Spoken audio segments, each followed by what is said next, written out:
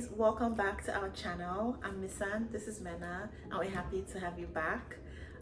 If you're new here, we talk a lot about TV shows and movies. We have a lot of opinions, we love to share them and interact with our audience. And if you're not new here, then you know the drill. This is Minute to M&M, and this episode we'll be talking about a TV show called Baby Reindeer. It's a mini series about a stalker. That's kind of the overview without spoilers. Obviously, exactly. Spoilers will be happening in this video, guys. Yeah, so let's get right into it. I was just shocked the whole season. Like every episode, I was a little bit more creeped out.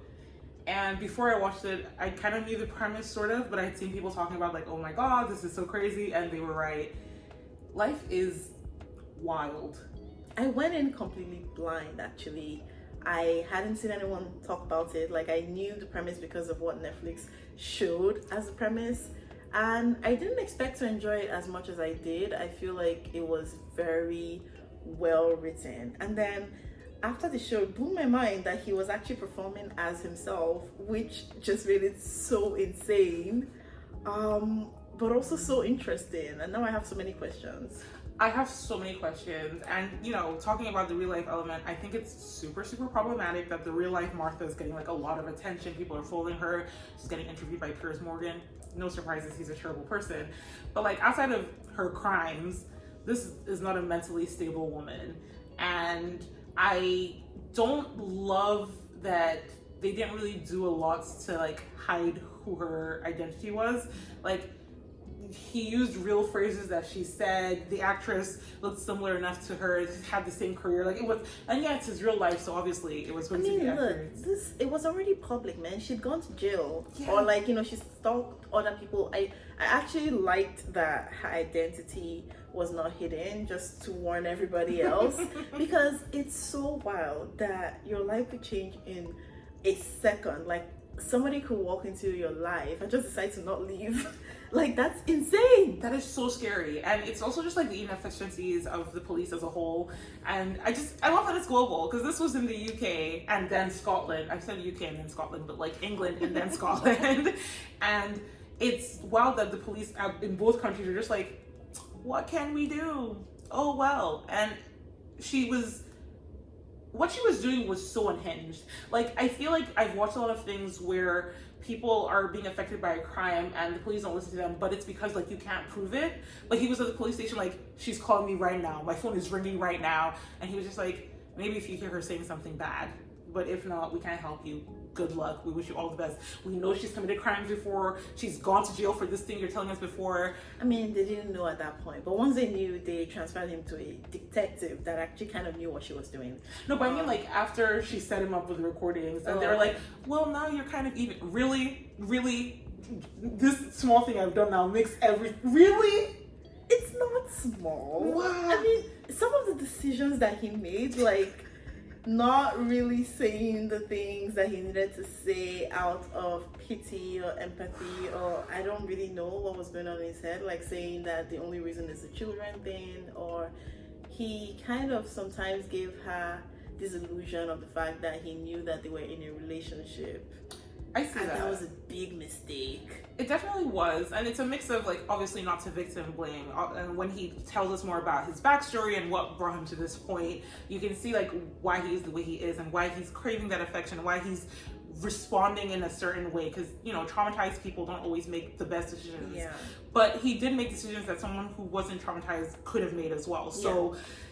There is an element of like people pleasing and being adverse to confrontation, and like he said, the first thing he says is that when he saw her for the first time, he felt pity, and there were choices that were made, and I think the stuff you're describing didn't bother me as much, like saying, oh, I don't want to have kids, or sorry, I want to have kids, kind of thing. It was things like following her to her house and looking in, why did you do that? Why you didn't have to do that? It's so funny. That didn't bother me as much.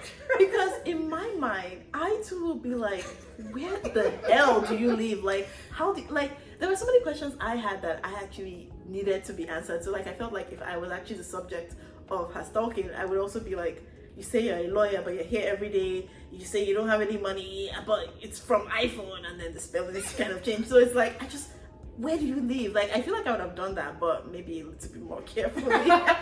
The spelling thing is, okay, so I need to ask about this. She had a first in law. Like, she went to university, got a law degree. Like, she was smart. And obviously, spelling isn't a reflection of your intelligence. But I'm very curious about why she's spelling. But you know what? She's typing really fast. I was about to say, she's sending thousands. There's no time to spell check. I just have to get it out right away. Like, why does she need it to be sent from an iPhone? So she seems cool. It's the same way she's famous and she knows the prime minister and all these actors. She also owns an iPhone. I wonder if she actually ever if she actually practiced law for a while. She did, because she got fired after she was harassing a senior partner at the law firm she used to work at. Oh, that's okay. But that's so scary to me for so many reasons, because she at some point was a quote-unquote regular person that was on, if anything, a great track in life.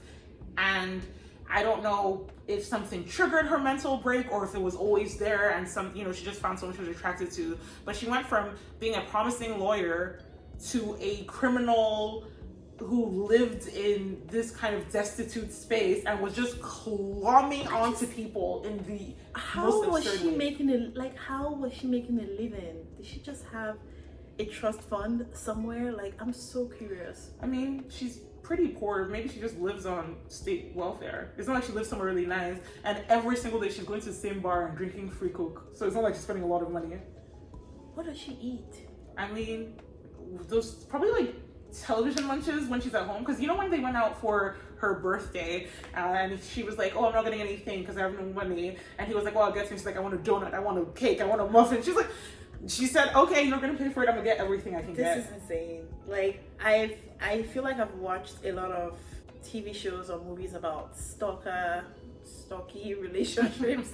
And this is the first one that really made me want to get deeper into the psychology of stalkers, because what is going on?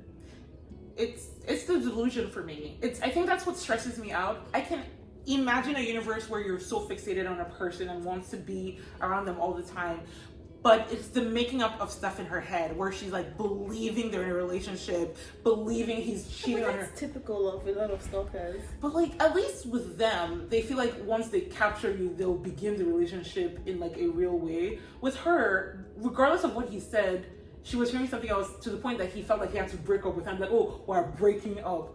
And that was just, what's going on? So this is your man?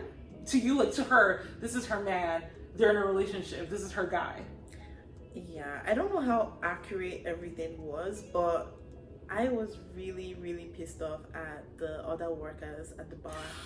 They were so useless. They were, when they sent that email. I'm so sorry, because the word that you're looking for isn't actually useless. Because they were useful in a negative way. Like, they were actually making things worse. Because the jokes that you're making, both to her and texting her, letting her be in the workplace. Like, first, I mean, they were a shoddy workplace. You know, when he got assaulted, they were like, oh, we can't go to the police. The cameras are turned off. And like, this is not a safe space. And the toxic masculinity. Like, let's forget that Martha is a stalker and everything. It is inappropriate to go up to a customer and make jokes that like your coworker is dating her or like wants to hook up with her or whatever. Like, what if you're just a regular customer that came to buy a drink at the bar and they're just, what are you doing? I didn't like them. I hated them. It sucked so bad. I don't even want to get, you know what? I don't want to get into it because I would just get upset. So let's talk about his background, because I did not see that coming.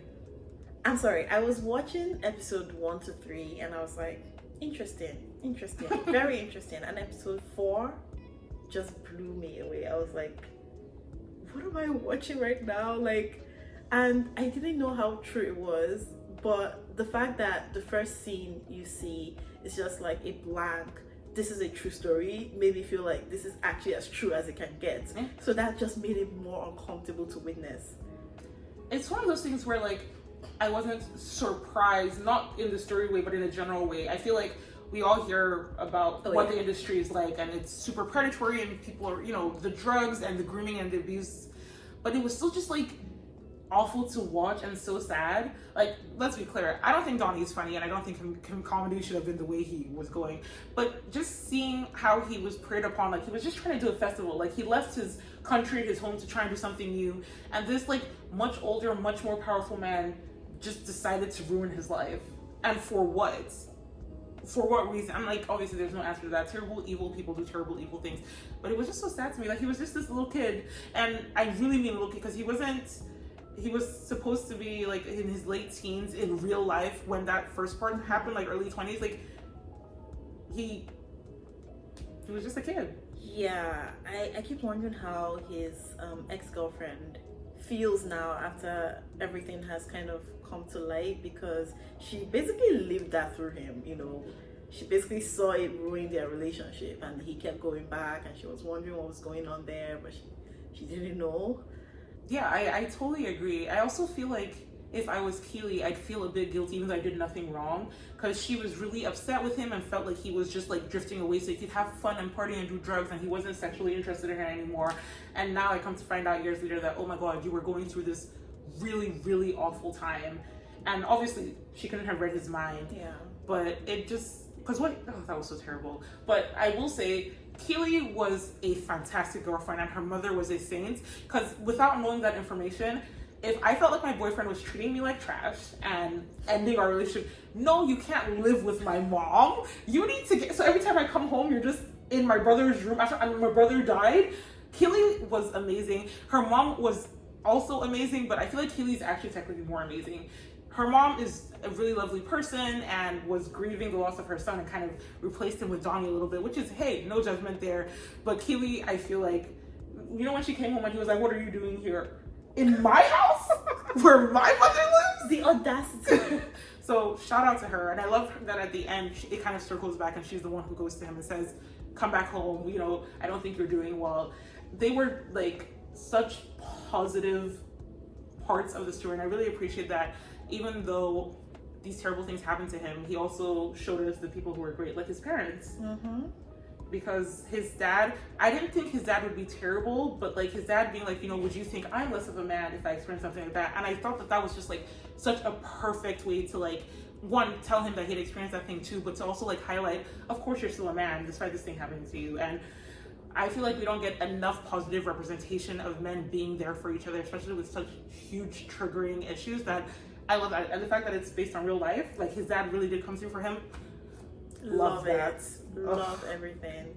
His relationship with Teri broke my heart. It broke my heart so much. No. When he said that he hated himself more than he loved her. Oh, that was a bar. Like a sad bar, but so relatable. Because I before he said that, I was watching that kind of going like, what are you doing? Like, this could work. She loves you and she knows about Martha and like she knows who you are. Like, this could be so good. What are you doing? Yeah, he was very self-destructive throughout his life. Even when he confirmed her friend request after finding out all of that, like, and he's like, I knew that a part of him wanted to just kind of go with the flow and just like see where it goes and just blow up his life and just keep going. And I felt it had more to do about feeling like a failure or like living life on autopilot with this comedy thing, but it was way deeper than that. So before I'd even learned about what happened to him, and so it's like to see someone get like a glimpse of happiness and stability and like watch them slowly fuck it up. It's painful. It's very painful to watch, because I also wanted Teri to choose herself and do what was best for her.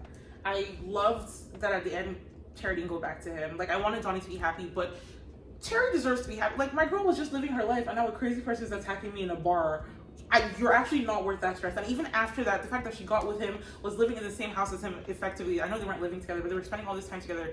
Teri tried for him, and you know, this was despite her friends telling her not to do this, by the way. And she's a therapist, you know, she knows better. And even, ironically, Keeley was also going to school for life psychology, so he was really surrounding himself with women who knew better. And there were the two people who kind of called him out to his face and said, you love having a stalker, you like that she's obsessed with your life, and that's why you're not going to the police, despite that I got hit, or despite this woman threw a coke at me in front of my mom's house. Like, obviously they didn't know the stem of the issue, or the root, where it stemmed from, plants. But they knew that it was more than just, oh, what can I do? Like, you can do something and you're choosing not to do it. And I really like that. How did you feel about him going to take her home after she had been staying at the bus stop for like days on end? I was so angry that I couldn't put it into words. Guys, I've said this before, maybe I'm not a good person. Maybe I'm callous and cold and cruel, CCC, don't care. What do you think? Like, I was like, maybe she'll get sick, and if she happens to get ill and needs to be hospitalized or passes away on the bus stop because she chooses to stalk you instead of going home, so be it. Yeah. Why are you taking her home? At that point, she had already caused so much damage to his life that I really struggled with the fact that he still had empathy. I would have had nothing but rage.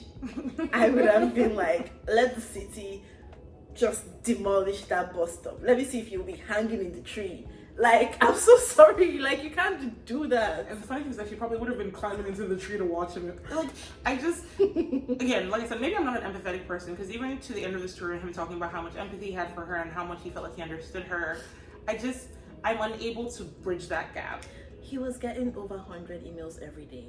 That's guys, have you ever sent an email before or a text? She was just, basically, when she wasn't sitting with him, she was just sitting there texting every single thought that entered her head to him. Who even has that much cloud space? No. And then voicemails. Also, she was scary, guys. I think this is like another thing that bugs me, is the fact that she wasn't, quote unquote, non-violent, or like, not that I'm saying if you have a non-violent stalker it's okay, but she was physically harmful to multiple people, including himself, because when she, trigger warning, groped him, I'm like, you're alone in the dark with this woman who doesn't take no for an answer. And I was so scared. Like, there was like a canal. A canal right there. She could have just pushed him in. I don't know. So taking her to her house where you're leaving people there, and again, she's delusional. Now you're in her house. Of course, you're my man. She literally is in your house where you live with your mom, or the closest thing you have to a mom in the city right now. Like, it's scary. I'm so sorry. And like, it makes me think again, like a really big thing for me is like how carceral the state is versus like mental health stuff. Because yes, she needs to be put away, but like, you think maybe instead of sending her to jail, you guys could like put her, the facilities that are there aren't even great, but get her some mental health help. Like, putting her in a facility doesn't do anything if you're not going to give her drugs or treatment or something. Locking her away only for her to come back out after a few years and do it again to somebody new. Because one of the things that she did the first time before she even met Donny included harassing like a disabled child. And nobody in the system was like, yeah, we need to make sure that this stops. She was going around spreading the like egregious lies, like saying people that Donny's dad was a pedophile that had touched her. Like these aren't little things that people should just like, oh well, what can we do? No, we can do something. We can try something. I don't know. I know it's real life, and I think that's part of the dissatisfaction for me. I think on a TV show, especially with his empathy, it would have been like, I found this therapist that can help you, and this is your perfect dosage, and she gets better and she starts practicing law again, and everything's fixed. And that's just not how things happen in real life. Yeah, there's not enough rehabilitative services, or like, I don't even know if those are funded as much as they're not. They should be. And it's just, I don't know, just seeing how this started to affect his life, the people around him, and it was just very scary to watch. It was very scary. It was very scary to watch. I did relate to him about the feeling sympathy to her, but that's where it ended. Because again, maybe I'm not a nice person, but this, you're coming in day after day. I would have stopped giving her free drinks ages ago. Like, I wouldn't be smiling with you talking about we're friends. I wouldn't be doing none of that because you need to leave. That being said, we spent the bulk of this video talking about Martha because that was the more quote unquote entertaining part of the show, and it's kind of the longer thing. But what happened to him with his original assault and his mentor who took advantage of him is kind of the thing that makes him the person he is for the entirety of the show. And that is scary to see because it started so small. Like, even though I knew that he was getting groomed, when he started listing the drugs and he said heroin and meth, the Nigerian in me, I was like, Jesus. Because I don't know, I was like, okay, maybe they're doing coke all the time, that's fine, but like meth? You know the surprising thing, somehow it seems like he just didn't get addicted.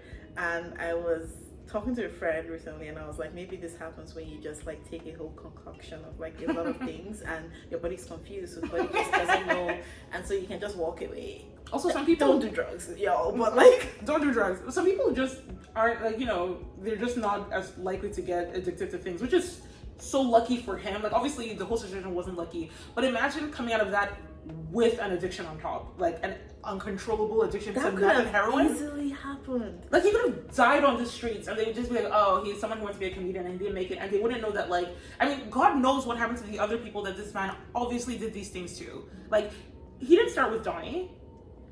You know the scene where he goes take a shower? Yeah. And then he cries out in pain. Yeah.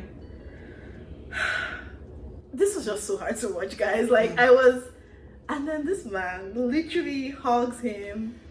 Oh man, he needs to be under the jail.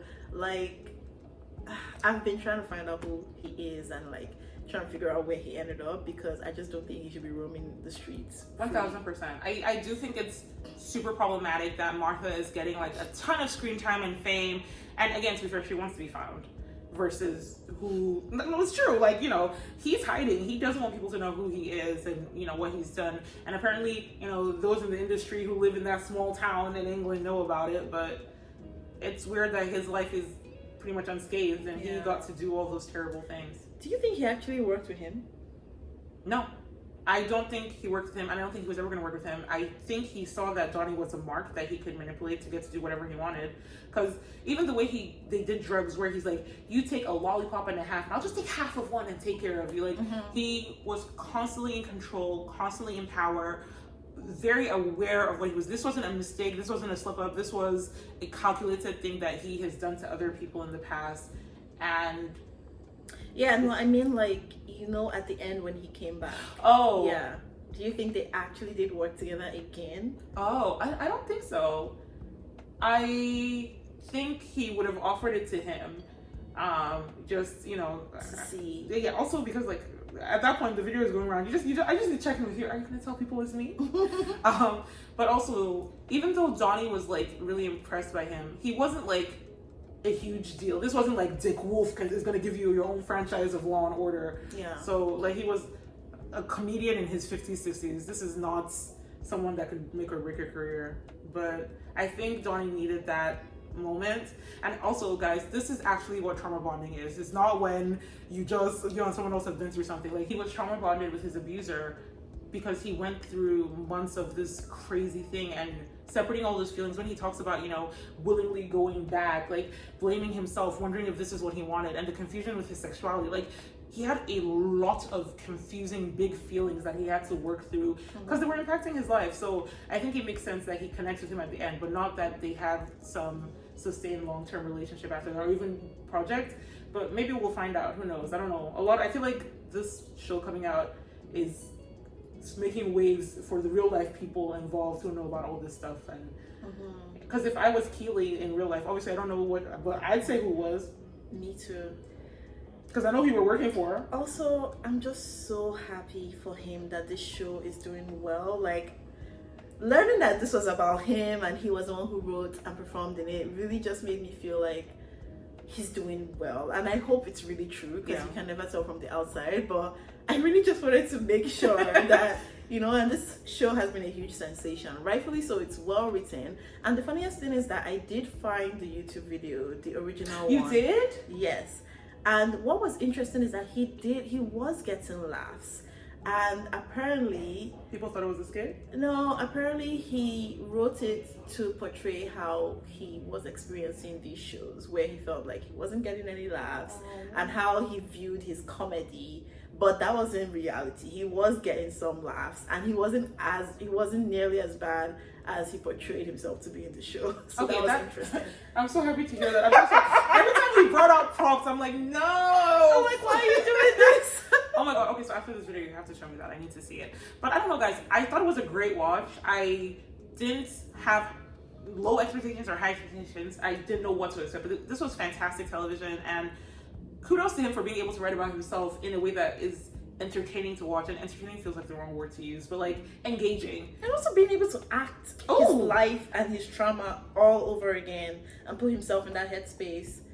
And the honesty. Guys, I would have edited myself I better. Been a saint, okay? Oh, I would have been a perfect person who never makes mistakes or the wrong choices. Exactly. So being raw and honest with us is wow. I commend him. It's not an easy thing that he did, and I am very impressed. And like you said, I hope he is doing well. I hope that this was cathartic for him and he's able to continue to like grow and like be successful in this industry that he's in. And yeah, it was just wild though, guys. Things are happening in the world. Yeah, maybe you shouldn't be so nice to someone that you don't know. Be mean, guys. Be mean to everyone. Keep yourself safe. I don't know. Don't go around offering people drinks on the house and like, I don't even know what the moral of the story is. There is no moral. You know, I like that the show ended up with him going to the bar and someone offered him a free drink and he was just like, well, I'm not going to be a stalker now. You know, sometimes things happen. But overall, great show. Very heavy, lots of like really strong themes that I had to take a second to think about, but I loved it. Same here. And I hope that this has been entertaining to you. Let us know what you think in the comments. And if you want to watch the show after hearing everything, I highly recommend. I feel like we highly recommend. Yeah, it's been nice chatting with y'all, and we'll catch you on the next one. Bye.